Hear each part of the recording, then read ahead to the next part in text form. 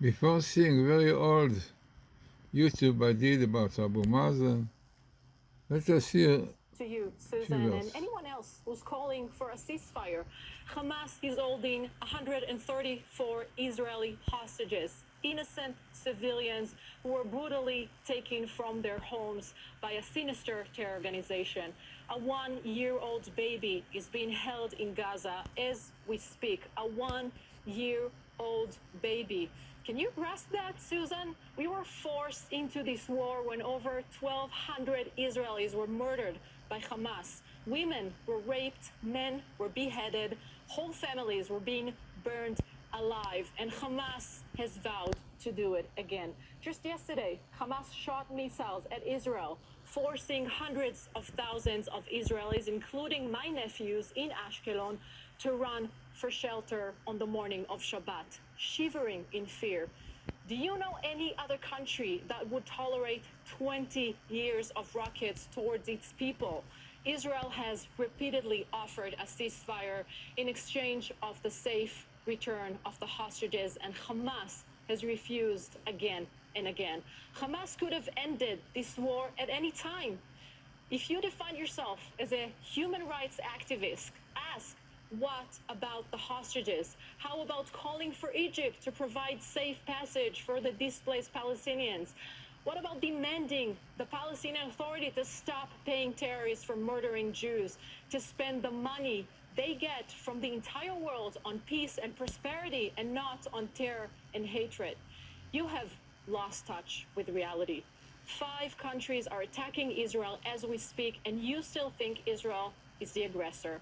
Save your songs. They don't want a Palestinian state. They don't want peace. They want the destruction of the state of Israel, the only democracy in the Middle East. Wake up and face the truth. We didn't start this war, but we have the obligation to end it, not just for us, but for the entire free world. Let us hear now how true the verse of Little was right. Interesting things about him, as we will know, with whom we are dealing.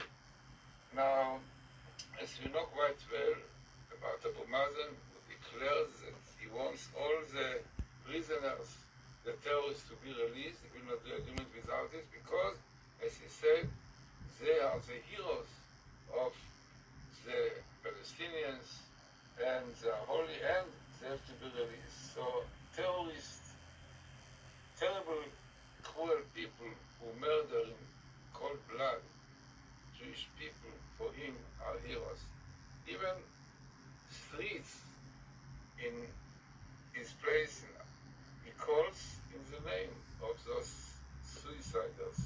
So we see quite well that this Abu Mazen, who got his doctorate for denying the Holocaust, he has all the signs of Amalek. As the Zohar says, anybody who wants to destroy Israel, to harm Israel, he belongs to the Amalekites. So let us see where he appears in the Torah and how statistical are those findings. So this is the table, and the table was done by Professor Haralik, known to be one of the top scientists in the world. He's distinguished lecturer in computer science in New York University. He was the chairman, international chairman of the pattern recognition and image processing. He was inspector of NASA, became Baal Shuvah, and we deal with him, we work together with the codes. So he is doing all these codes, checking them, see how statistical they are, and as we see now, what are those tables that we found about Abu Mazen. So here you can see Abu Mazen, Aleph Bet Vav Mem, Aleph Zayin Nun, Abu Mazen, full name, and then you can see also that the letter of Abu Mazen is Amalek, sharing the letter Amalek. Now all this was found, as you can see, in the book of Deuteronomy, the 5th book. 22 is a chapter and the verse. Now it goes from 22 till 28, Abu Mazen, in this part of Deuteronomy, and the statistic is very high, 5 to 10,000. The cylinder in every line is 1215, 1215, letters between letter to letter, Yeles. Now, this was found by me, Glaerson, you see, and it was arranged by Professor Robert Haralik, and statistically very, very high. Now, what more he found in this place?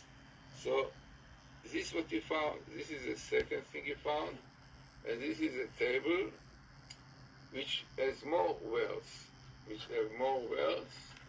and telling us more about Abu Mazen. You have here Abu Mazen Amalek, but here came next to it, came the word Oiv, the enemy.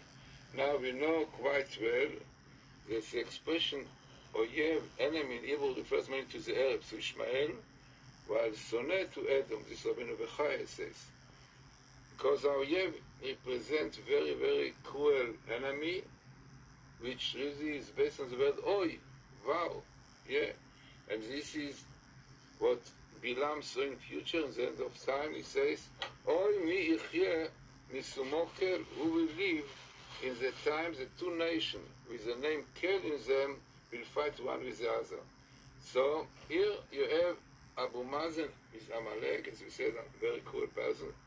And here you have Oyev, and you have the enemy. Now, in the Kabbalah and in the Zohar, you find always the Amalek is the word Kelev.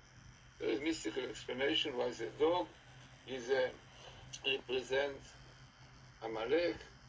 Interesting thing the Zohar says that the dog bark, have, he always wants to get more and more, never satisfied. As we see here also, what you give to the Palestinians, they are never satisfied. Yeah, like the dog, never satisfied, have. Also the dog goes always in front, he's very proud, very haughty. So this is exactly the nature of Amalek, and we see it also in this figure. Now, let us carry on and see what is the other table, which Professor Haralik found. And this is the table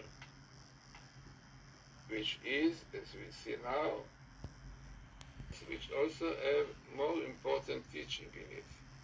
Now what you have here, you have here again Abu Mazen, Amalek, Caleb, and this end, in the end of the table, you have the expression Be'apo u'bechamato, is in anger, wrath and anger.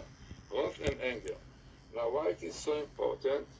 Because those two powers, wrath and anger, Moses was very frightened with them because they are very dangerous and they represent evil forces to do with Edom and Ishmael. And when we have this expression, it shows that we really have to rectify our deeds, because we know quite well that the reason Amalek attacks Israel and causes them troubles is because Jews don't keep mitzvot properly, don't keep Torah. Like the Torah says, Amalek came to attack Israel, the Jews, by Refidim, because they were loose in Torah and mitzvot. And this is a danger of Chas v'Shalom destruction over the Jews. So when Apo Hamato appears, it means that we are in great danger because of these forces of Amalek, and we have to do tshuva. And you can see here clearly also the words להשמיד אתכם. This is what really they want.